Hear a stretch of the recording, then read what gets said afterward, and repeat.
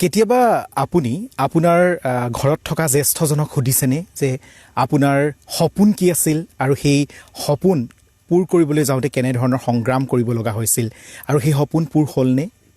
এই ধৰণৰ কথাসমূহ কেতিয়াবা আপুনি আপোনাৰ দেউতাক বা ককাক বা খুৰাক সুধিছানে? আজি আমি সুধিম। হয়, এয়া ৰেডিঅ' ব্ৰহ্মপুত্ৰ 90.4 FM-ৰ স্পেচিয়েল লাইভ অনুষ্ঠানৰ সৈতে মই উপস্থিত আছোঁ ডিব্ৰুগড় জিলাৰ কানাই গাঁৱত আৰু আপুনি চাই আছে ফেচবুক পেজৰ জৰিয়তে ৰেডিঅ' ব্ৰহ্মপুত্ৰৰ এই বিশেষ অনুষ্ঠান। পিছে আপুনি ক'ৰ পৰা চাই আছে আৰু আজিৰ এই অনুষ্ঠানত আপুনিও জনাব পাৰে আপোনাৰ সপোনৰ বিষয়ে, আপোনাৰ সপোন কি আছিল আৰু সেই সপোনৰ বাবে আপুনি কিমান সংগ্ৰাম কৰি থাকিব লগা হৈছে সেই বিষয়ে জনাব পাৰে। আৰু আজি এই কানাই গাঁৱৰ যি খেলপথাৰ, সেই খেলপথাৰত উপস্থিত আছোঁ আৰু মোৰ সৈতে উপস্থিত আছে কানাই গাঁৱৰ কেইবাজনো জ্যেষ্ঠ ব্যক্তি, লগতে কেইজনমান যুৱক। আমি প্ৰথমে জ্যেষ্ঠ ব্যক্তিসকলৰ ওচৰলৈ আহিব বিচাৰিম আৰু তেখেতলোকৰ পৰা জানিব বিচাৰিম তেখেতলোকৰ সপোন কি আছিল আৰু সেই সপোনৰ দিশত আগবাঢ়ি যাওঁতে কেনেধৰণৰ প্ৰত্যাহ্বান বা সমস্যাৰ সন্মুখীন হ'ব লগা হৈছিল আমি কথা পাতিম। প্ৰথমে ককা ওচৰলৈ আহিব বিচাৰিম। ককা, আপোনাৰ চিনাকিটো দিয়ক। মোৰ নাম শ্ৰী কুকিল শইকীয়া, মই কানাই গাঁৱৰে বাসিন্দা হয়। আৰু আপোনাৰ পৰিয়ালত কোন কোন আছে? মোৰ পৰিয়ালত বৰ্তমান মানে এতিয়া ল'ৰা এটা আছে আৰু মোৰ পৰিবাৰ আছে ইমানে। ককাৰ ওচৰলৈ আহিম, ককাৰ সপোনৰ বিষয়ে জানিম আৰু ককা এইবাৰ আপোনাৰ পৰা জানিব বিচাৰিম আপোনাৰ যেতিয়া আপুনি পঢ়ি আছিল তেতিয়া আপোনাৰ সপোন কি আছিল? কি কৰিম, কেনেকৈ ঘৰ চলাম, কি কৰি খাম, কি সপোন আছিল? আমাৰ সপোন আছিল যেতিয়া পঢ়িবলৈ গৈছিলোঁ আমি বহুত কষ্টৰ মাজেৰে আমি পঢ়িবলগীয়া হৈছিলে সেইটো অৱস্থাত। যেতিয়া আমি স্কুল কলেজলৈ গৈছিলোঁ, আজিৰ ল'ৰাবিলাকে হয়তো উঠি অহা প্ৰজন্মই আমাৰ কথাবোৰ শুনিলে হাঁহিব বা লাজ কৰিব। আমি ভঙা চাইকেল, ফটা পেন, টাপুলি মৰা পেন বুলি কয় যিটো, তেনেকৈও কলেজ পাইছিলোঁগৈ। কলেজ পাই এতিয়া আমাৰ যেনেকৈ সচৰাচৰ আজি ল'ৰা বা নতুন প্ৰজন্ম বা পুৰণিয়ে হওক সকলোৱে নিজে কেৰিয়াৰৰ কাৰণে চিন্তা কৰে। আমাৰো সেইদৰে আছিল চিন্তা। আপোনাৰ কি আছিল, কি হোৱা সপোন আছিল? আমি সঁচাকৈ এজন শিক্ষক হ'ম বুলিয়ে ভাবিছিলোঁ, কিন্তু সেইটো সময়ত যিটো সময়ত মানে আমি শিক্ষকৰ চাকৰি বিচাৰিছিলোঁ, তেতিয়া আমি বহুতো ইণ্টাৰভিউটো য'তেই দিওঁ ত'তেই পাছ কৰোঁ, কিন্তু চাকৰিটো আমি নেপালোঁ। সেইখন তেতিয়া চৰকাৰত যেতিয়া পইচা দিব লাগিব এনেকুৱা অৱস্থা আছিল, বা ৰাজনৈতিক নেতাবিলাকৰ কোনোবা সম্বন্ধীয় হ'ব লাগিব। সেইখিনি আমাৰ নথোৱাৰ কাৰণে আমি একেবাৰে মানে খেতি বাতিতে নিৰ্ভৰ কৰি আজি গাঁৱত সমাজত মানে থাকিবলগীয়া হ'ল। ককাৰ এটা সপোন আছিল শিক্ষক কৰা আৰু শিক্ষাৰ পোহৰে অঞ্চলটোক উজ্বলাই তোলা, কিন্তু ককাৰ সেই সপোন কিয় পূৰণ নহ'ল সেই বিষয়ে আমাক চমু আভাস দিলে। আৰু ককাই সেই সপোন বাদ দি পিছত খেতিপথাৰত লাগিল আৰু সমাজৰ কাৰণেও অকণমান কাম কৰিবলৈ বিচাৰিছোঁ। এতিয়া আমি ধৰ্মৰ পথত আমি আশ্ৰয় ল'লোঁ। এতিয়া আমাৰ গুৰু শংকৰে গুৰুৱে প্ৰধান, তেওঁৰে ভাগৱতৰে হওক বা তেওঁ কীৰ্তন পুথি ৰচনা বুলি পাই হওক, এতিয়া তেওঁৰ দ্বাৰা অনুপ্ৰাণিত হৈ আমি সমাজখনক এটা ধৰ্ম পথে আগবঢ়াই যাবলৈকে মানে হেৰি কৰিছোঁ। হয়, আমি নিশ্চয় আপোনাৰ ওচৰলৈ আকৌ আহিম, আপোনাৰ সৈতে কথা পাতিম আমি আৰু আমাৰ অনুষ্ঠানত উপস্থিত থকা আমাৰ অংশগ্ৰহণকাৰীসকলৰ সৈতে কথা পাতোঁ, চিনাকি হওঁ। চিনাকিটো দিব। মোৰ নাম প্ৰফিট গগৈ, মই কানাই গাঁৱৰ বাসিন্দা। আপোনাৰ পৰিয়ালত কোন কোন আছে? মোৰ মা দেউতা, দাদা দুজন আৰু মই আৰু মোৰ ভাইটি, আৰু বৌ এজনী আছে আৰু বোৱাৰী এজনী। হয়, আৰু যেতিয়া স্কুলত পঢ়ি আছিল তেতিয়া সপোনৰ কথা জানিব বিচাৰিম। কি আছিল সপোন, কি কৰা সপোন আছিল? যেনে চাকৰি কৰিম বুলি ভাবিছিলোঁ, যিটো ফলত আমি মানে পঢ়া শুনা কৰি আছিলোঁ। আমাৰ ঘৰত যেনেকৈ 4জন ল'ৰা আছিলোঁ, তেনেকৈ পঢ়া শুনাত বৰ কষ্ট হৈছিল। সেইকাৰণে ইমান পঢ়া শুনা কৰিবলৈ মানে কি সক্ষম নহ'ল। আৰু পঢ়া শুনা সক্ষম নোহোৱাৰ বাবে যি চাকৰি আশা কৰিছিল সেই চাকৰি মানে চাকৰিৰ দিশত আগবাঢ়িব নোৱাৰিলে। হয় হয়। এতিয়া কিদৰে ব্যস্ত, এতিয়া কিদৰে মানে ঘৰখন চলোৱাৰ ক্ষেত্ৰত সহায় কৰি আহিছে? এতিয়া আমি পথাৰত খেতি বাতি কৰোঁ, যি আমি ফিচাৰী খুলি থৈছোঁ, তাৰ ফিচাৰী মাছ উৎপাদন কৰোঁ, আকৌ খেতি বাতিতে এনেকৈ জড়িত হৈ আছোঁ। চাকৰিৰ কথা ক'লে কি চাকৰি কৰা খুব সপোন আছিল? নাই এনেকৈ ধৰি চৰকাৰী চাকৰি, যিকোনো ধৰি লওক চৰকাৰী চাকৰি কৰা হেৰি আছিল, আশা আছিল। এতিয়াতো আশাটো নিৰসাই হ'ল বুলি ধৰিলোঁ, সেইকাৰণে খেতি বাতিতে অলপ জড়িত হৈ আছোঁ। ঠিক আছে, আমি আকৌ আহিম খেতি বাতিৰ লগত জড়িত বহু কথা পাতিম। এইবাৰ আপোনাৰ ওচৰলৈ আহিব বিচাৰিম। আপোনাক কেতিয়াবা কোনোবাই সুধিছেনে আপোনাৰ আগতে সপোন কি আছিল? কেতিয়াবা আপোনাক সুধিছেনে? সুধিছে। কোনে সুধিছিলে? সুধিছে আৰু মানে দেউতাহঁতৰ যিটো আছিলে সপোনটো কৰি থৈ যাম বুলি নোৱাৰিলে। তাৰপিছত দেউতা মৰাৰ পাছত আমিতো উপায় নাইকিয়া হ'ল, পঢ়ি চাকৰি তাকৰি নাই। আপুনি কিমানলৈকে পঢ়িছিল? মই এইটোলৈকে পঢ়িছিলোঁ, এইটোলৈকে। হয়। তাৰপিছত পঢ়িলোঁ, এতিয়াতো আমি পঢ়িবলৈ সময় নাইকিয়া হ'ল আৰু দেউতাও ঢুকাল আৰু কমায়ো তেনেকৈ নাছিলে আগতে। দেউতাহঁতৰ কাম বন নাছিলে, হাজিৰা কৰি আমাক কোনো ৰকম ডাঙৰ কৰিলে। কৰাৰ পাছত আমি তাৰপিছত খেতি বাতি কৰিয়ে খাই আছোঁ আৰু। তাৰপিছত ল'ৰা দুটা আছে, বোৱাৰী দুজনী আছে, নাতিকেইটা আছে, সেইকেইটাকে আৰু কোনো খেতি কৰি পোহপালন কৰি আছোঁ আৰু। আপোনাৰ সপোন কি আছিলে? কি হোৱা সপোন আছিল? কি কৰা সপোন আছিল? মোৰ সপোনখিনি আছিলে যে ল'ৰাকেইটা পঢ়াই মেলি অকণমান ডাঙৰ কৰিম বুলি ভাবিছিলোঁ। ডাঙৰ কৰি আপুনি যেতিয়া পঢ়ি আছিলে তেতিয়া সপোন কি আছিল? তেতিয়া সপোন আছিলে যে আমাৰ গাঁওখনৰ কোনো উন্নতি এটা হওক, যাতে আমি নোৱাৰিলোঁ আন আৰু ডাঙৰ দুজনমান ওলালেই আমি তেনেকেই যেন গাঁওখনক মানে সহায় কৰিব বুলি আশা এটা ৰাখিছিলোঁ। আপোনাৰ কথাৰ পৰা আমি জানিব পাৰিছোঁ যে আপুনি বিশেষভাৱে সমাজ সেৱাৰ লগত জড়িত হ'ম বুলি ভাবিছিল আৰু সপোন আছিল সমাজখনক, নিজৰ অঞ্চলটোক আগুৱাই নিয়াত। আৰু এই বিষয়ত আমি আৰু কথা পাতিম। আৰু এতিয়া আপুনি এটা কথা উল্লেখ কৰিছে যে এতিয়া আপুনি সপোনবিলাক আপোনাৰ ল'ৰা ছোৱালীৰ মাজত দেখে। ঠিক আছে, আমি আপোনাৰ ওচৰলৈ আকৌ আহিম। এইবাৰ আমাৰ অৰুণ দাৰ ওচৰলৈ আহিব বিচাৰিম। অৰুণ দা, আপোনাৰ পৰা জানিব বিচাৰিম আপোনাৰ সপোন কি আছিল? ভাবি কেনে কওকচোন, কি আছিল সপোন? কি হোৱা সপোন আছিল? খুব নমস্কাৰ, মোৰ নাম শ্ৰী অৰুণ শইকীয়া। মই কানাইগাঁৱৰ বাসিন্দা। বিশেষকৈ মই মানে হেৰিৰ লগতে জড়িত হৈ আছোঁ বাৰু, মানে বিজনেছৰ ভিতৰতে। এনেকৈ সপোনটো আছিলে বহুত বাৰু। সপোনখিনি মানে আমাৰ দেউতাৰ আগতে মানে বৰ আৰ্থিক অৱস্থা ভাল নাছিলে, বেছি পঢ়িব নোৱাৰিলোঁ বাৰু। তাৰপিছত কিমানলৈকে পঢ়া শুনা কৰিলে? 9লৈকে পঢ়িছিলোঁ। তেতিয়া কি সপোন আছিল? সপোনটো আছিলে মই মানে চৰকাৰী চাকৰি কৰিম বুলি, মানে পুলিচ বিভাগত। কিন্তু পুলিচ বিভাগত হেৰিয়াত হোমগাৰ্ডৰ কাম কৰিলোঁ 3 মাহ। তাৰপিছত আৰু মানে সেইবোৰ আগতে কণ্টেক্ট নিচিনা আছিলে ন। 3 মাহ দিয়াৰ পিছত মানে আমাক আকৌ বহিবলৈ কৈ দিলে। তাৰপৰা নগ'লোঁ আৰু। তাৰপিছত আকৌ এনেকৈ দোকান চোকান বনালোঁ, দোকানৰ ব্যৱসায় কৰি এতিয়া চলি আছোঁ আৰু। মানে আপুনি বিশেষভাৱে অসম আৰক্ষী বিভাগত কৰ্মৰত হ'ম বুলি ভাবিছিল আৰু অসমক সুৰক্ষা দিম বুলি ভাবিছিল, নহয় জানো? কিন্তু সেই সপোন পূৰণ নহ'ল। কিন্তু কেইদিনমানৰ কাৰণে হোমগাৰ্ডত হ'লে আছিল মানে 3 মাহ থাকিলোঁ, তিনিচুকীয়া ডিউটি কৰিলোঁ। তাৰপৰা সেইটোৱে আৰু লাষ্ট। আকৌ মানে ইণ্টাৰভিউ নিদিলোঁ আৰু। তাৰপিছত এতিয়া ব্যৱসায়ৰ লগত জড়িত? ব্যৱসায় এতিয়া চলি আছোঁ। ল'ৰা ছোৱালী, মোৰ ছোৱালীজনী, ল'ৰা এটা আৰু মোৰ ৱাইফ, আমি 3জনে আছিলোঁ। আৰু এতিয়া আপুনি যি সপোন দেখিছিল অসম আৰক্ষী বিভাগত আপুনি জইন কৰাৰ বা ইণ্টাৰভিউ দি পাছ কৰা, এই চাকৰি লোৱা, কি কাৰণে সপোনটো পূৰা নহ'ল? কি হ'ল, হৈছিলে কি আচলতে? সপোনটো পূৰা নহয় মানে আমি আকৌ বেছি পঢ়িব নোৱাৰিলোঁ। মানে চাকৰি কৰিবৰ কাৰণে পঢ়িব লাগিব ভালকৈ, ডাঙৰ মানে সৰহ হেৰি, সেইটোতো পঢ়িব নোৱাৰিলোঁ। আকৌ মানে সেইকাৰণে আকৌ মানে হেৰি নকৰিলোঁ আৰু। ঠিক আছে, আমাৰ আজিৰ এই অনুষ্ঠানত বয়োজ্যেষ্ঠ আমি 3জন আৰু এফালে এজন যুৱকৰ সৈতে কথা পাতিলোঁ। আৰু কেইজনমান যুৱক আছে, আমি তেখেতলোকৰ সৈতেও কথা পাতিম। কিন্তু তাৰ আগতে আপোনালোকৰ পৰা জানিব বিচাৰিম, এতিয়া আমি যুৱক এজনৰ লগত কথা পাতিও গম পালোঁ আৰু বয়োজ্যেষ্ঠ কেইজনৰ লগত কথা পাতিও গম পালোঁ যে শিক্ষাৰ ক্ষেত্ৰত আগবাঢ়িব নোৱাৰিলে।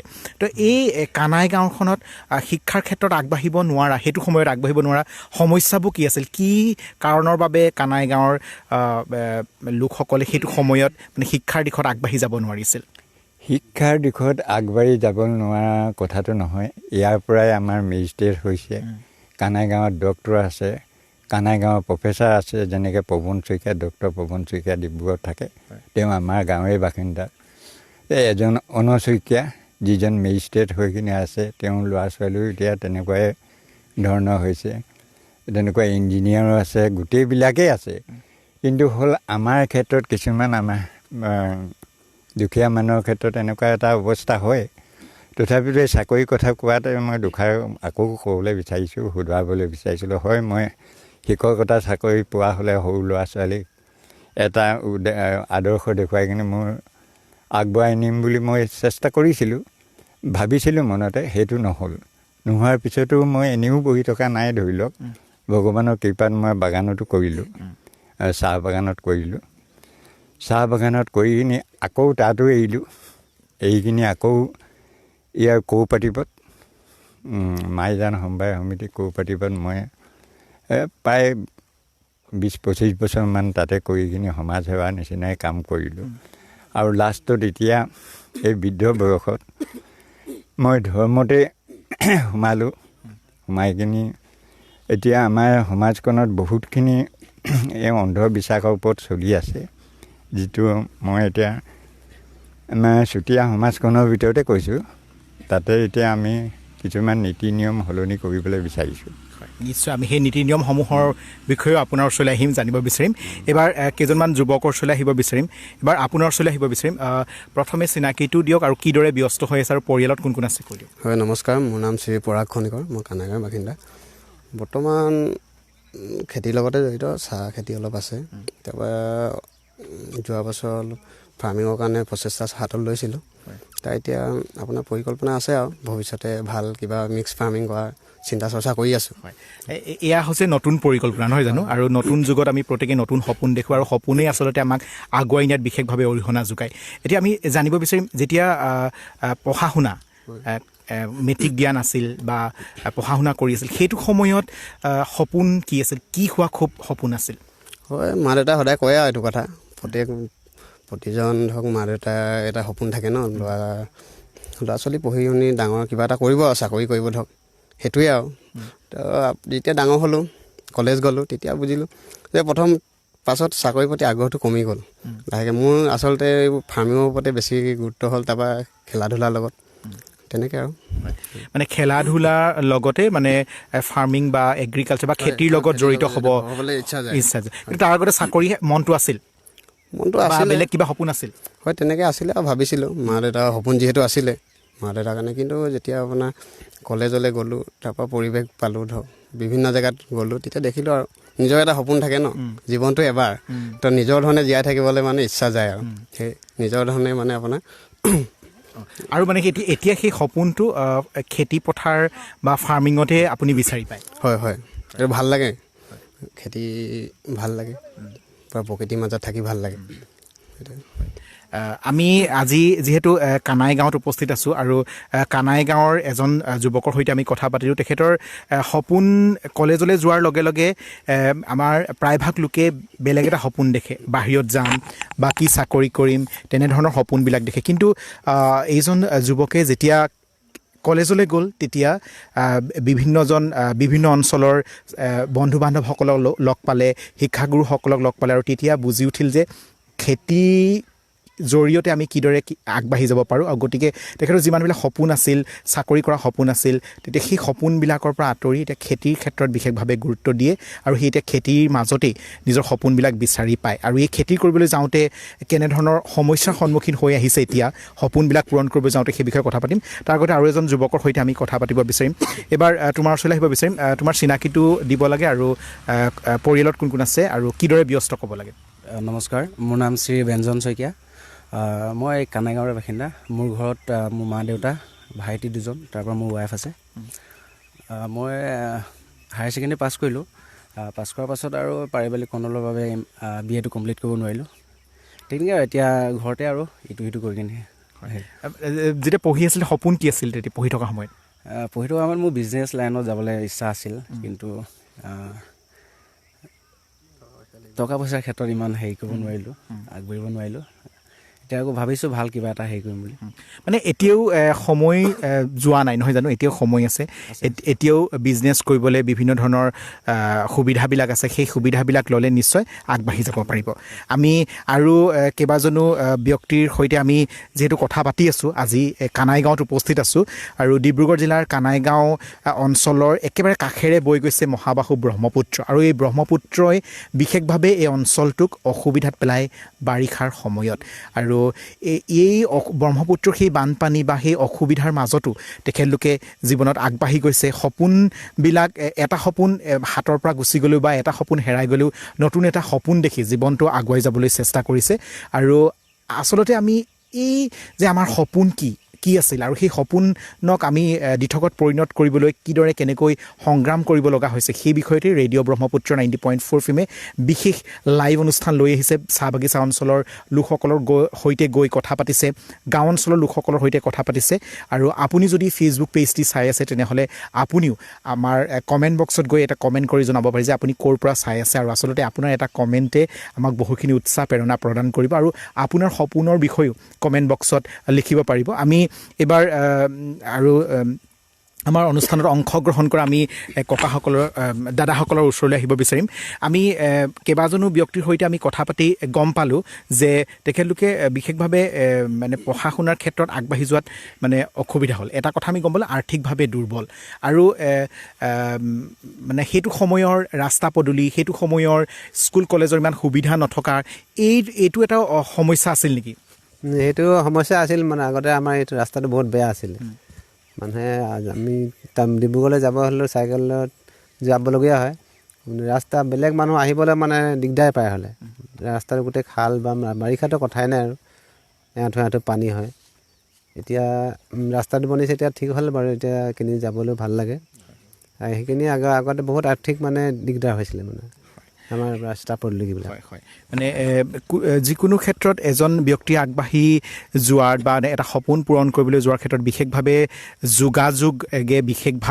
যোগাযোগ ব্যৱস্থাটোৰ বিশেষভাৱে অৰিহণা থাকে। আৰু যোগাযোগ ব্যৱস্থাটোত যদি অসুবিধা থাকে বা সমস্যা থাকে তেতিয়া জীৱনত আগবাঢ়ি যাবলৈ বহুখিনি অসুবিধা সন্মুখীন হ'ব লগা হয়। এতিয়া আমাৰ আজি অনুষ্ঠানত অংশগ্ৰহণ কৰা আমাৰ কানাইগাঁৱৰ বাসিন্দাসকলে বিশেষভাৱে জনাইছে যে তেখেতলোকৰ সপোন কি আছিল আৰু সেই সপোনৰ বিষয়ে জনালে। পিছে এতিয়া তেখেতলোকে কি সপোন দেখে, এতিয়া এই বৰ্তমান সময়ত কাক লৈ সপোন দেখে সেই বিষয়ে জানিম। আপোনাৰ ওচৰলৈ আহিব বিচাৰিম। এতিয়া মানে এতিয়া আপোনাৰ সপোন কি? এতিয়া মোৰ হৈছে বৰ্তমান বয়স 70 বছৰ। 70 বছৰত আমি একো পৰিৱৰ্তন নাপালোঁ। এতিয়া ৰাজনীতিভাৱে কওক বা যিয়ে কোনো কওক, আজি 10 বছৰ বিজেপি চৰকাৰ হোৱাৰ পিছত আমাৰ গাঁওবিলাক সম্পূৰ্ণ পৰিৱৰ্তন হৈছে। যিটো ৰাস্তাত গৰু যাবলৈ হয়তো চিন্তা কৰিছিলে, কিনাৰে গৈছিলে, মাজ ৰাস্তা নগৈছিলে, তেনেকুৱা ৰাস্তা আছিলে। আজি 10 বছৰৰ ভিতৰত সেই ৰাস্তা পদূলি সকলো হ'ল।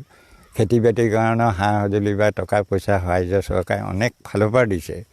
সৰু গেছৰ পৰা আৰম্ভ কৰি গোটেইখিনি দিছে। এতিয়া তাকে আশা লৈ কিনে সকলো মানুহে, মহিলাই হওক বা যুৱতীয়ে হওক বা যুৱকসকলে হওক, তেওঁলোকে আগবাঢ়ি যাবলৈ সুবিধা পাইছে। যদিও চাকৰি নাই, আৰু চাকৰিও যিবিলাকে পাইছে ধৰি লওক, এতিয়া দেখিছোঁ বিনা পইচাত চাকৰি কৰিছে। নিজৰ শিক্ষাগত অৰ্হতা বা কোৱালিটিৰ ফলত মানে এতিয়া ভালকৈ চাকৰি পাইছে। তাত আমি নথৈ সুখী হৈছোঁ। আৰু আপুনি এই 70 বছৰ বয়সত আপুনি কাক লৈ সপোন দেখে আৰু আপোনাৰ কি কৰা সপোন আছে অকণমান চমুকৈ কৈ দিয়ক। এতিয়া আমাৰতো সময়ো পাৰ গ'ল। আমাৰ ল'ৰা ছোৱালীয়ে মানে সেইখিনি চাকৰি চৰকাৰ ইয়াত বাৰু চাকৰিও ইয়াতে কোনোমতে পাইছে, এতিয়া ভালেই অৱস্থা। এতিয়া আমাৰ বৃদ্ধ বয়সত আমাৰ কিছুমান আমাৰ সমাজৰ কুনীতি অলপমান আছে, যিবিলাক আমি জগতগুৰু শংকৰ মাধৱৰে আমি শিষ্য। তেওঁলোকে যি আমাক ৰচনা বুলিয়ে হওক, ভাগৱতৰ পৰা আৰম্ভ কৰি যিবিলাক আমাৰ ধৰ্ম প্ৰচাৰ কৰিছে, সেইবিলাকত আমি সেইমতে কৰিছোঁনে? আৰু ইয়াৰ বিষয় লৈ কিনে আমি আলোচনা বিলোচনা কৰি ৰাইজৰ মাজত এতিয়া আকৌ নতুনকৈ বিচাৰ কৰি কিনে আমি এটা ধৰ্মীয় অনুষ্ঠানৰ মাজেদি এটা সৎ পথত যাবলৈ মানে আমি হেৰি কৰিছোঁ। সেই উদ্দেশ্য লৈ কিনে আপোনালোকক জনাব পাই কিনে সুখী হৈছোঁ। আমাৰ যোৱা ইংৰাজী 7/1/24 তাৰিখে দেওবাৰে অনুষ্ঠিত হোৱা ৰৌমূৰীয়াৰ পৰা হিলদাই গাঁৱলৈকে প্ৰায় 10খন চুতীয়া সমাজৰ আমাৰ মেধি ভকত বৈষ্ণৱৰ এখন সভা অনুষ্ঠিত হৈছিল। উক্ত সমাজত আমি বামুণ বৰ্জনৰ এখন সভা অনুষ্ঠিত হৈছিলে সেই বিষয় লৈ কিনি। উক্ত সভাত সকলো ৰাইজে এখন কেন্দ্ৰীয় সমিতিৰ প্ৰয়োজনীয়তা অনুভৱ কৰি সৰ্বসন্মতিৰ কাৰণে প্ৰত্যেক গাঁৱৰ পৰা নিম্নলিখিত হিচাপে এখন আমি সমিতি গঠন কৰিছোঁ, যাতে সমাজৰ বিভিন্ন সমস্যাবিলাক সমাধান কৰিব পৰা যায়। মানে এতিয়া আমি যদি ক'বলৈ যাওঁ তেনেহ'লে এই 70 বছৰ বয়সত আপোনাৰ বিশেষভাৱে এটাই সপোন হ'ল সমাজখনক শুদ্ধ পথে লৈ যোৱা। ধৰ্ম পথত শুদ্ধ পথে ক্ষেত্ৰত মানে শুদ্ধ হৈছে যিটো ধৰ্মৰ এটা মানে কলা ডাৱৰীয়ে এতিয়াও আৱৰি আছে, যিটো মানে সংশোধন হোৱাটো আমি বিচাৰিছোঁ, মানে যাতে এই নতুন প্ৰজন্মই সেইখিনিত মানে বুজি বালি লৈ নিজৰ সঠিক পথে আগবঢ়াই যায়। আমাৰ উদ্দেশ্য আৰু সেইটোৱে, আৰু তাৰ বাহিৰে আৰু আমি আশা নকৰোঁ। সকলোৱে কুশল মংগল কামনা কৰোঁ। আমাৰ মাজত আজিৰ অনুষ্ঠানত উপস্থিত থকা কানাই গাঁৱৰ ককায়ে এই 70 বছৰ বয়সত এটাই সপোন দেখে, সমাজখনৰ মাজত যিবিলাক অন্ধবিশ্বাস আছে, যিবিলাক কুপ্ৰথা আছে, সেইবিলাক আঁতৰাই সমাজখনক এটা শুদ্ধ পথে লৈ যোৱাৰ তেখেতে চেষ্টা কৰিছে। তাৰ ক্ষেত্ৰত এয়াই তেখেতৰ সপোন, আৰু এই সপোনৰ ক্ষেত্ৰত আগুৱাই যাওক, সফল হওক, আমি তাকে কামনা কৰিলোঁ। এইবাৰ আহিব বিচাৰিম আপোনাৰ ওচৰলৈ। আপোনাৰ এতিয়া বৰ্তমানৰ সপোন কিদৰে পৰিয়ালটো আগবঢ়াই নিম বা নিজক কিদৰে আগবঢ়াই নিম বুলি ভাবিছে?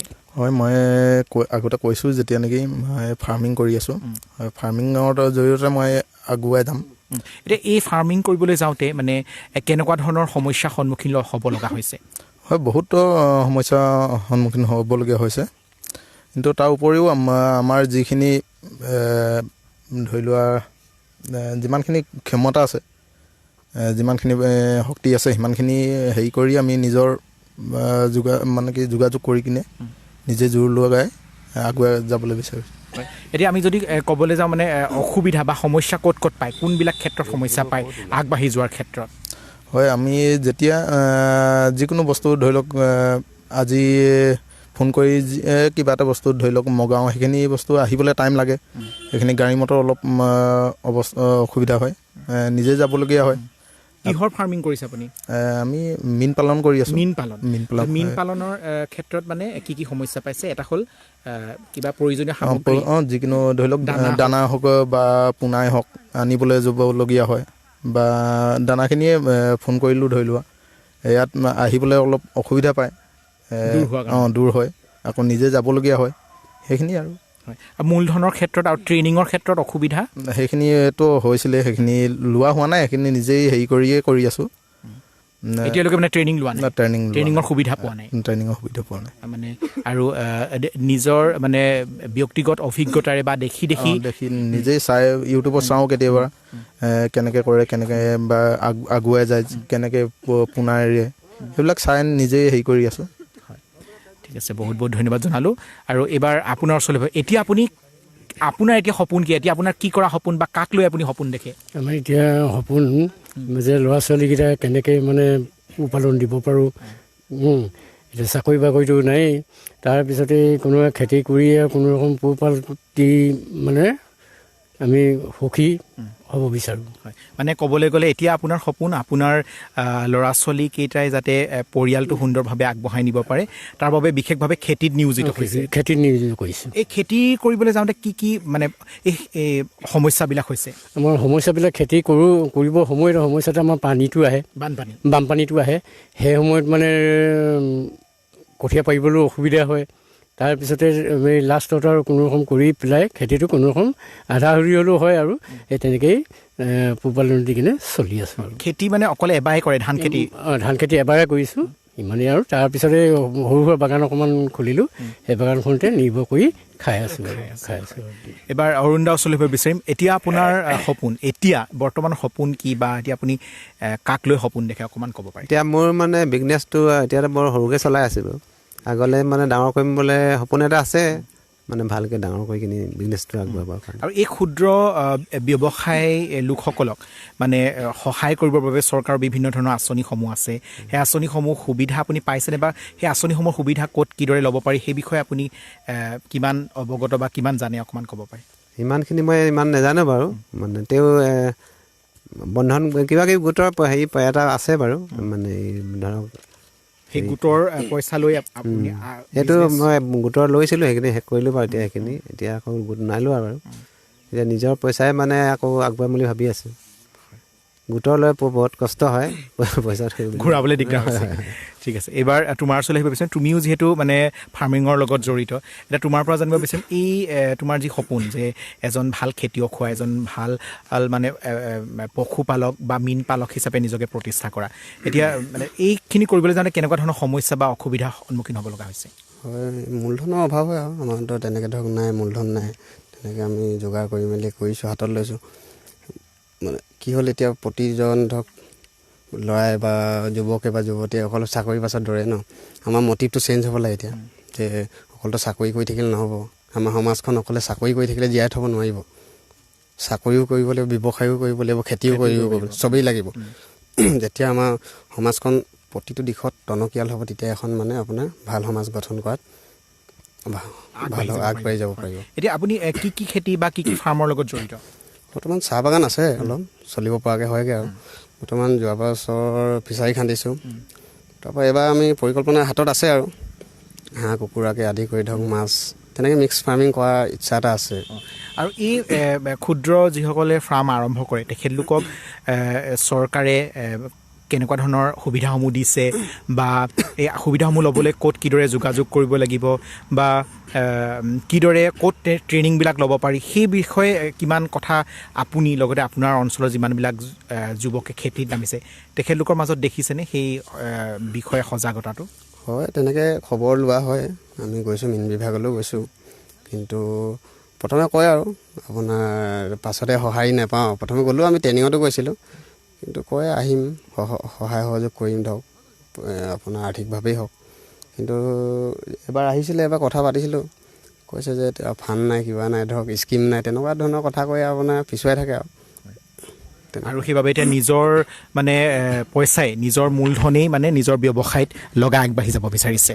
হয়, আমি আজি আমাৰ এই অনুষ্ঠানত অংশগ্ৰহণ কৰা সকলোকে বহুত বহুত ধন্যবাদ জ্ঞাপন কৰিলোঁ। আৰু আজি আমি পুনৰবাৰ জনাই দিব বিচাৰিছোঁ, বিশেষভাৱে ৰেডিঅ' ব্ৰহ্মপুত্ৰ 90.4 FM তৰফৰ পৰা ডিব্ৰুগড় জিলাৰ কানাইগাঁৱত আমি উপস্থিত আছোঁ। আৰু এই কানাইগাঁৱৰ কেইজনমান যুৱক আৰু কেইজনমান বয়োজ্যেষ্ঠৰ সৈতে আমি বিশেষভাৱে কথা পাতিলোঁ, তেখেতলোকৰ সপোন কি আছিল আৰু সেই সপোনবিলাক বাস্তৱত পৰিণত কৰিবলৈ যাওঁতে কেনেধৰণৰ সংগ্ৰাম কৰিব লগা হৈছিল আৰু জীৱনৰ সোঁতে তেখেতলোকক সেই সপোনৰ পৰা কোন দিশে লৈ গ'ল আৰু এতিয়া তেখেতলোকে নতুনকৈ জীৱনটো আগবঢ়াই নিবৰ বাবে কেনেধৰণৰ সপোন দেখিছে আৰু সেই সপোনৰ বাবে কিমান সংগ্ৰাম কৰিব লগা হৈছে, কিমান প্ৰত্যাহ্বানৰ সন্মুখীন হ'ব লগা হৈছে সেই বিষয়তে কথা পাতিলোঁ। আৰু বহুত বহুত ধন্যবাদ জ্ঞাপন কৰিলোঁ, আপোনালোক আহিলে, আমাৰ অনুষ্ঠানত ভাগ ল'লে, নিজৰ মনৰ কথা মুক্ত মনে প্ৰকাশ কৰিলে, সকলোকে ধন্যবাদ জনালোঁ। আৰু অনুষ্ঠানৰ আমি সামৰণি দিশে যোৱাৰ আগতে আমি তোমাৰ ওচৰলৈ আহিব বিচাৰিম, তুমি দুআষাৰ ক'বলৈ আগ্ৰহী? হয়, আমাৰ গাঁৱলৈ আপোনাৰ মনৰ কথা ল'বলৈ আমাৰ গাঁও আহিলে বহুত, তাক লৈ বহুত বহুত ধন্যবাদ। এইটো 90.4 FM ব্ৰহ্মপুত্ৰ ৰেডিঅ' আমি সমূহ কানাইগাঁওবাসীৰ ফালৰ পৰা আপুনি ধন্যবাদ জ্ঞাপন কৰিছোঁ। হয়, বহুত বহুত ধন্যবাদ জ্ঞাপন কৰিলোঁ আপোনালোককো। আপোনালোক আহিলে, আমাৰ অনুষ্ঠানত ভাগ ল'লে আৰু ভাগ লৈ নিজৰ অঞ্চলৰ কথা, নিজৰ মনৰ কথাখিনি মুক্ত মনে প্ৰকাশ কৰিলে, তাৰ বাবে বহুত বহুত ধন্যবাদ। আৰু আমাৰ ফেচবুক পেজৰ জৰিয়তে অনুষ্ঠান চাই থকাসকলক পুনৰবাৰ অনুৰোধ জনাইছোঁ, আপুনিও আপোনালোকৰ অঞ্চলৰ লোকসকলৰ সৈতে আমাৰ লগত কথা পাতিবৰ বাবে সুবিধা কৰি দিব পাৰে। তাৰ বাবে আমাৰ সৈতে যোগাযোগ কৰিব। আমাৰ নম্বৰ 9954489439 আৰু ফেচবুকত এটা কমেণ্ট কৰি জনাব আপুনি ক'ৰ পৰা আমাৰ অনুষ্ঠান উপভোগ কৰিলে, লগতে আপোনাৰ সপোনৰ বিষয়েও বা আপুনি কিদৰে নিজৰ জীৱনটো আগুৱাই নিব বিচাৰে সেই বিষয়েও মুক্তমনে জনাব পাৰে। ইয়াকে ক'লোঁ। আৰু আজিৰ আমাৰ এই অনুষ্ঠানটো অনুষ্ঠিত কৰাত বিশেষভাৱে ৰেডিঅ' ব্ৰহ্মপুত্ৰ 90.4 FM নিয়মীয়া শ্ৰোতা অৰুণ শইকীয়া দাদাই বিশেষভাৱে সহযোগ কৰিলে। অৰুণ দাক ধন্যবাদ জনালোঁ আৰু আপোনাকো বহুত বহুত ধন্যবাদ জ্ঞাপন কৰি আজিৰ আমাৰ এই বিশেষ লাইভ অনুষ্ঠান ইমানতে সামৰিছোঁ। আৰু চাই থাকিব ৰেডিঅ' ব্ৰহ্মপুত্ৰ 90.4 FM। ধন্যবাদ।